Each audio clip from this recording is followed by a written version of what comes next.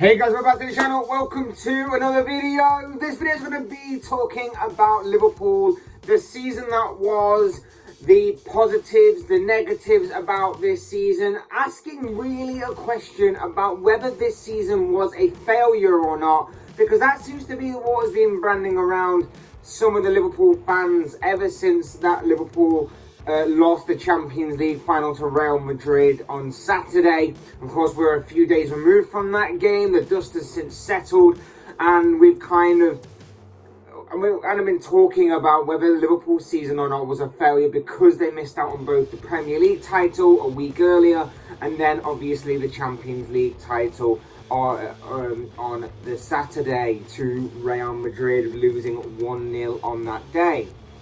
We're going to be talking, like I say, about the positives, the negatives, asking the question of whether this season was a failure or not, and then we're going to be looking ahead towards next season at the improvement stage of Liverpool and how they can go that one step further, maybe in both the Premier League and the Champions League, or one or the other. But before we get into all of that, I would like to remind you all to please like the video and also subscribe if you're new. Both things will always and very be greatly appreciated.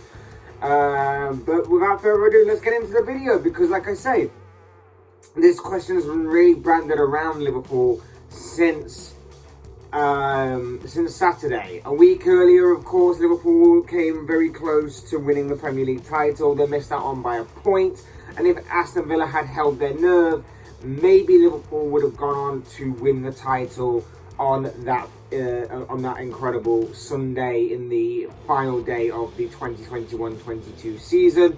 But because Villa threw away that 2-goal lead, even Liverpool's victory over Wolves meant that they couldn't stop Manchester City from claiming yet another Premier League title.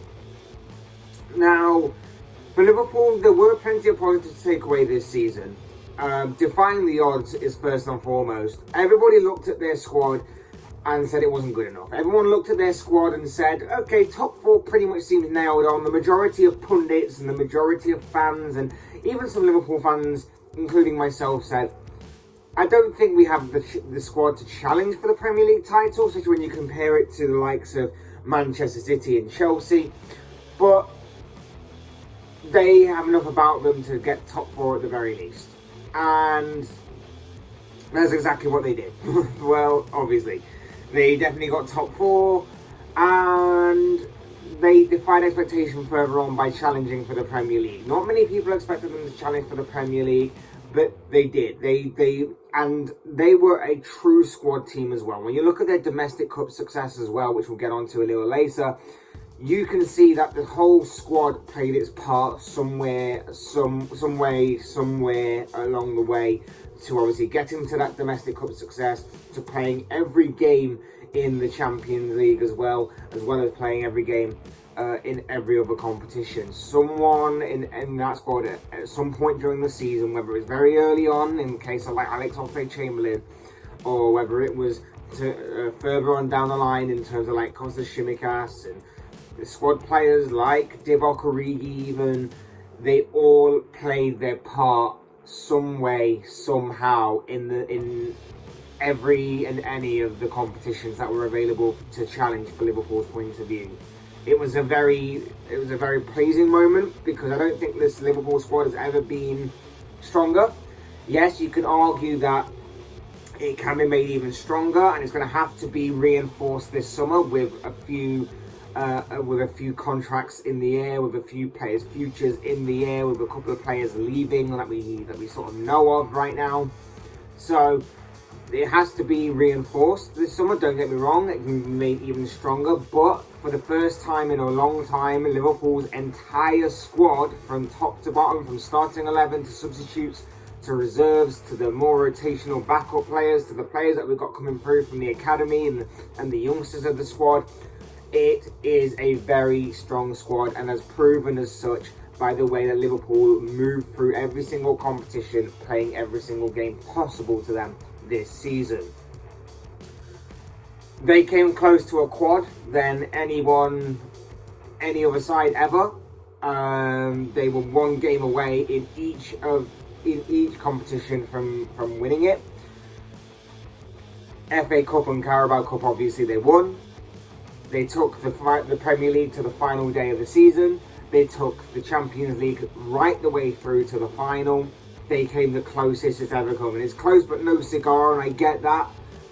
But there's a reason why nobody has done it, because it is incredibly difficult. There's a reason why it's so difficult to go through an entire season constantly winning, constantly getting through game by game, win by win on every competition, on every front possible, and winning it in the end. There's a reason why it's so difficult, and there's a reason why nobody has done it.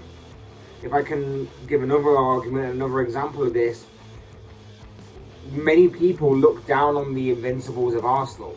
It's a fantastic one-season achievement, but there's a reason, again, why no one's done it, because it's very difficult. Not even Manchester City, with all their billions of pounds, got close. Liverpool did. Liverpool got close, only losing one game a couple of seasons ago, and that was not even enough to win the title.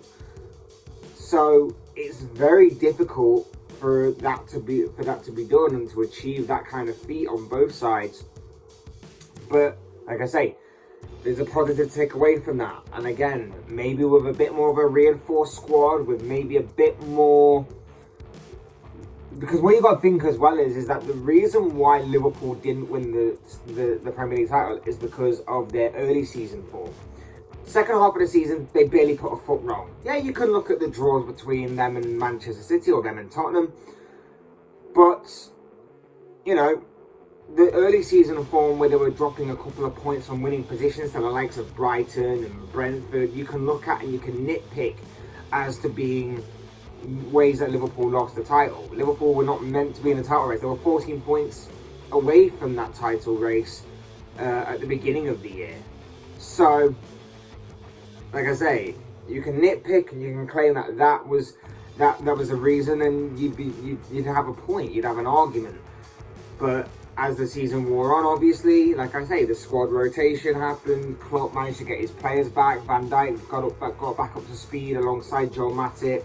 Thiago and the likes of Thiago and Keita got fit for larger parts of the season and large periods of the season, which definitely added to the squad. It was a good achievement in itself to get to that point, and then obviously not to win it was disappointing, but it still sets you on the right path for the future and gives you a good kind of platform to once again build upon for the next campaign.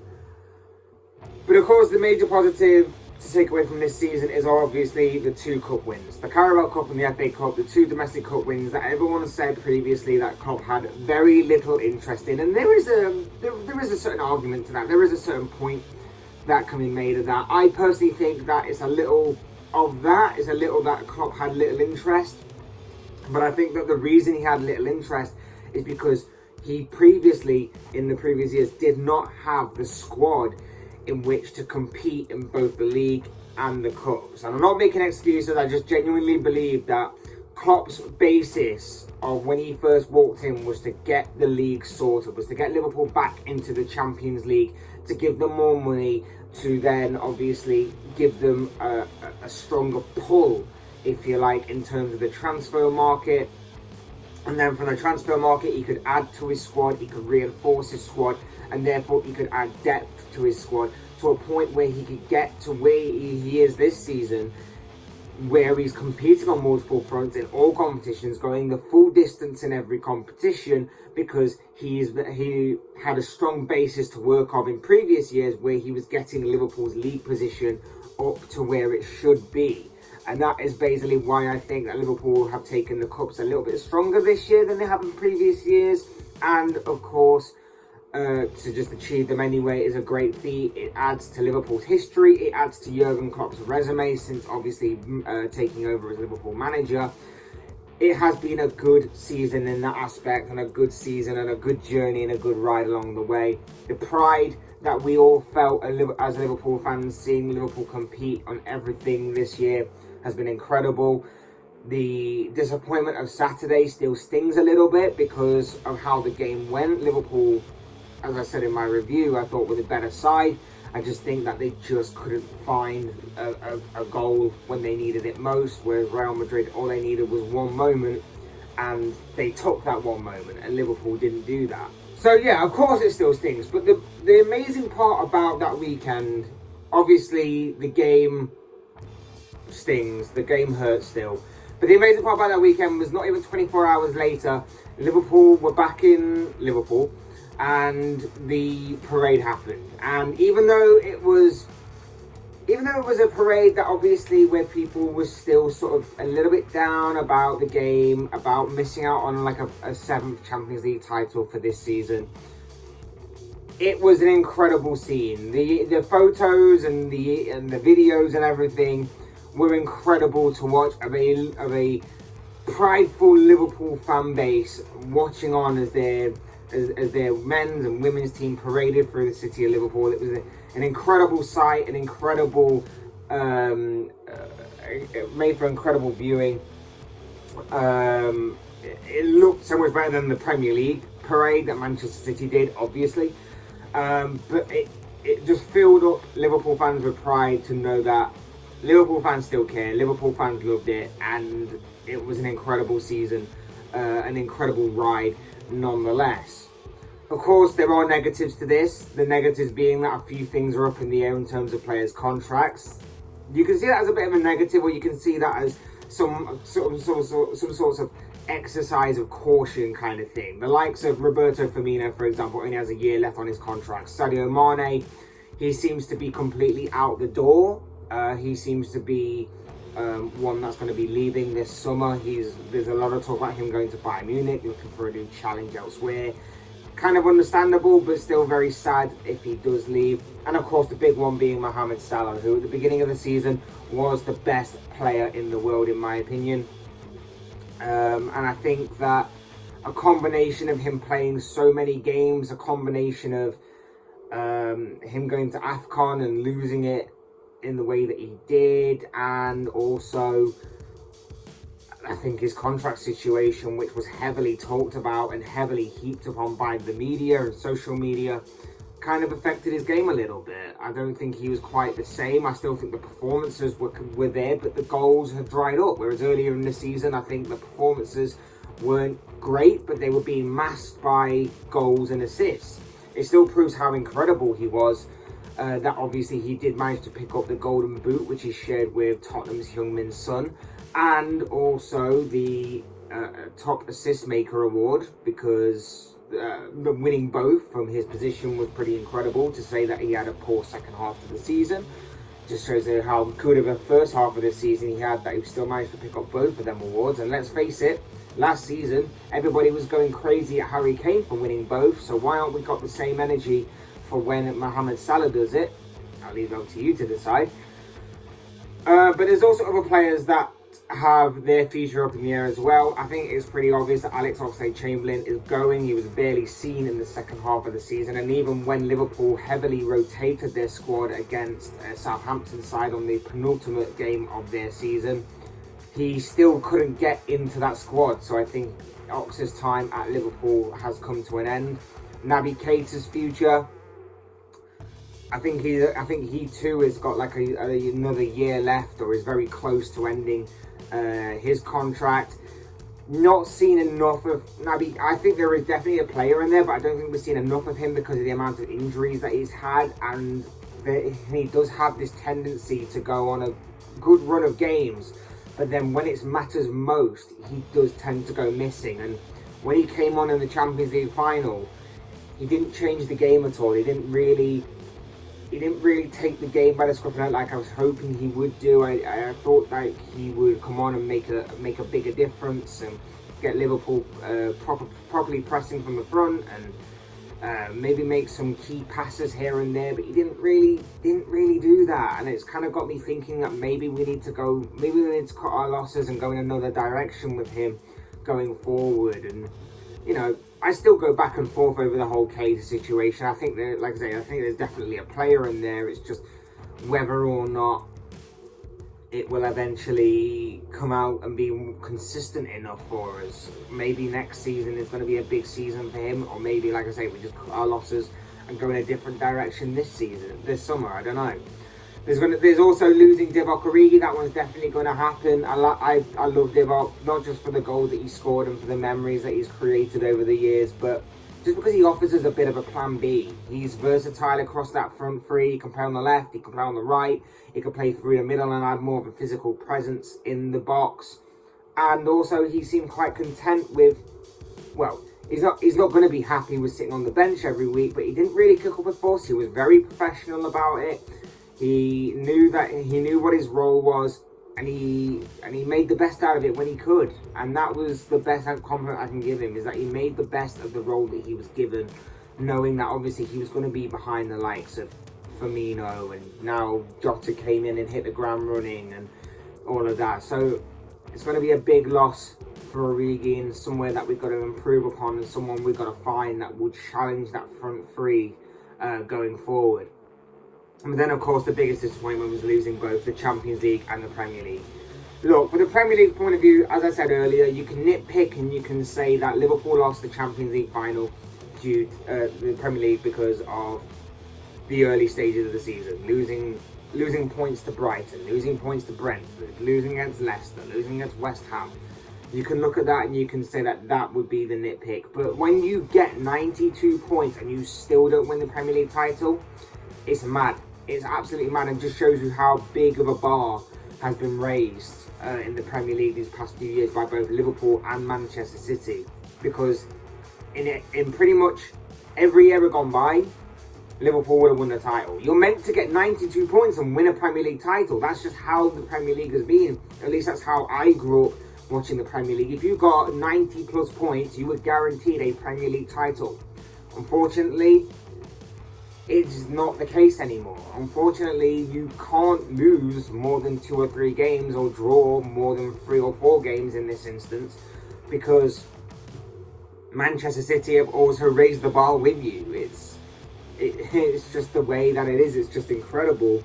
The Premier League was never really in Liverpool's hands. The quad was a media-driven thing that obviously Liverpool fans latched more and more onto as the games ticked on and as it became more and more possible and realistic. So the Premier League was never in their hands, so it's kind of bitter in that aspect that, you know, City didn't slip up more when they possibly could have done and when it looked like they were going to, and then something kind of saved them in the end. Whereas the Champions League one was in Liverpool's hands, and like I say, as the game went, Liverpool were the better side. They couldn't find a goal. Real Madrid took their one moment when it mattered to them the most. All in all, does this make for an overall disappointing season a failure? No, I don't think so. I think that people have shifted the goalpost on obviously Liverpool's domestic cup thing. They claim that Liverpool don't take it seriously and that the club needs to win more trophies in order to create a bigger legacy for him. And then when he wins those big trophies, people say it's a failure. It's not a failure. Like, winning those 2 trophies was big for Klopp. It was big for the club. It also added to what was an incredible journey across the entirety of the season, playing in every single game possible for Liverpool to play in. It's just a disappointing end. It's just a disappointing end that it built up so much, and then it was a slight anti-climax, if you like, that Liverpool didn't go on to achieve more. Like I say, the Premier League was out of their hands. The Champions League was well within their grasp, but they just couldn't take it. It wasn't a bottle job. It just was a moment in which Real Madrid just had that slight stronger edge. I reckon that if you played that Real Madrid game out 9 more times, Liverpool win that game 9 more times, whether it's across 90 minutes, 120 minutes, or on penalties. Liverpool win that game 9 times out of 10. I just think on Saturday it was just that 1 out of 10 that occurred, and that helped Real Madrid to go on and lift their 14th Champions League title. So no, I don't think it was a disappointing end to the season. I just think that it was a season of incredible memories, great memories, 2 more trophies to add to the collection, but just a disappointing end nonetheless. And we go again next season. Of course we do. We've got to go again next season. But I just think that Liverpool need to improve in a few areas. I think they need to improve in a few areas in the summer. I think they need a plan B of a striker. I think that if we'd have had Divock Origi available on Saturday, he would have played a part in that game in the second half. Not just because he's Divock Origi, not just because of the memories he's created over the years, but because, like I say, he adds a more physical presence in that box. And I think that he would have been, I think he would have definitely been a good addition to the side in the second half as a substitute coming on and trying to create something out of nothing. I think we also need a goal-scoring midfielder. Like I say, Naby Keita doesn't really do that. He's not got many goals to his collection. A goal-scoring midfielder when the likes of Salah, Mane, Firmino, or Jota, or Diaz, or whoever it is up front are not firing on all cylinders and not scoring goals. We need somebody who can be consistent enough from midfield. You saw that with Manchester City this season. The likes of Kevin De Bruyne popped up when it mattered most. And of course, on the final day of the season, both Ilkay Gundogan and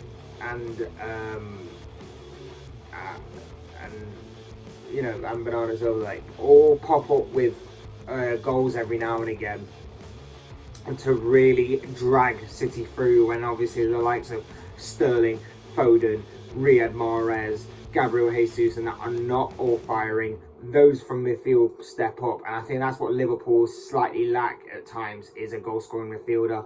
And then of course a backup right back. Liverpool seems to be targeting a backup right back. Neco Williams' time at Liverpool seems to be coming to an end, so he doesn't appear to be that guy. So Liverpool are seemingly looking for a backup right back, and I think that's smart, because I think that Trent does need some competition. Trent needs to know that his place in the team is not a dead cert, it's not set in stone, and I think that will only drive him on to get even better and better. I know that Trent seems to be the kind of guy to continue to get better and better as games go on, and as months go on, and as seasons go on. But I think that maybe having a bit more competition will give that extra little bit of fire under him that maybe he'll need going forward. But look, the bottom line here is that I don't believe that this season was a disappointment or a failure. I genuinely believe that this was just a disappointing ending in what was an incredible journey in which Liverpool were very successful, and maybe the over-expectation of the season maybe seems to be a failure to some fans. But I'd love to know what you guys think. These are, of course, the thoughts, comments, opinions, predictions, whatever you want to call it, of this guy. I want to know what you guys think.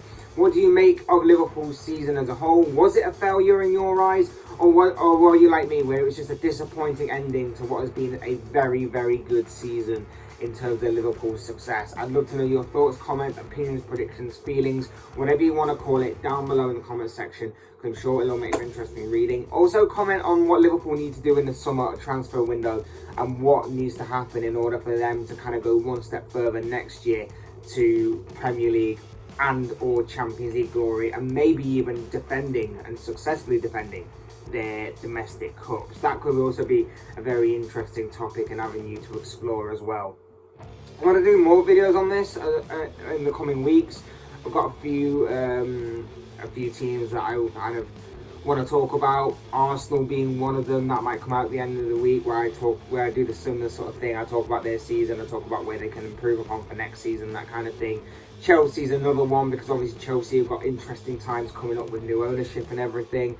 And maybe Tottenham as well under Antonio Conte. There's a bright sky there at Tottenham for Antonio Conte, and a lot to kind of sink your teeth into to talk about under him. So I've got a few ideas for them kind of videos coming up in the near future. But if you would all please like the video on the way out, that would also be very appreciated. If you also would subscribe if you're new or want to see more content like this, that would also be appreciated as well. Both things would be amazing. But as I always say, thank you all so much for watching and listening. I've been Fletch.